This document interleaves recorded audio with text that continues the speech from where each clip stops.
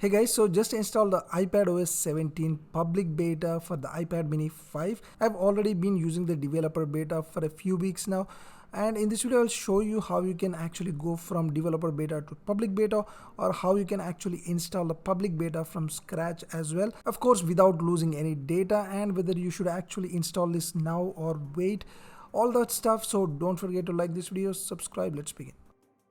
So first up, as you can see in the settings, I am actually running the developer beta. These are the details and the build number and stuff. So the first thing that you need to do is just go into the Safari and just go to the beta.apple.com website, and here you need to just sign up and sign in with your fingerprint or whatever it is. Choose the iPadOS here, and now just go ahead and click on the enroll your iPad here, and that's pretty much it for most people who are running the iOS 16.4 or later. This is it. You will get the software update in the settings. I'll show you how. However, if you are using the older version, then you need to install a little profile by clicking this link, and it will ask you to allow. This is from Apple, so it's not an issue, and just once you do that, you will again get the software update just like you would normally get any other software updates. Something like this, you should get a pop-up for the software update. Now since I'm already on the latest version or the developer beta, I can click on the beta updates, and this should give us the public beta that is available.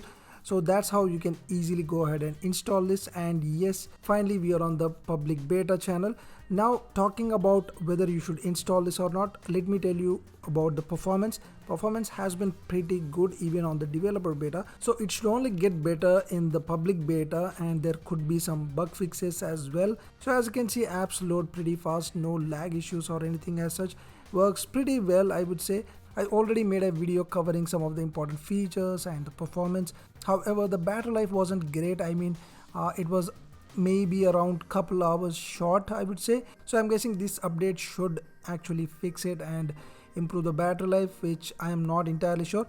So apart from that, yes, overall you can definitely consider installing this, and you don't have to contain your excitement. The new lock screen wallpapers are great, definitely. So definitely go ahead and install this. So that's been it for this quick update video, guys. Thanks for watching. Like and subscribe. I'll see you soon.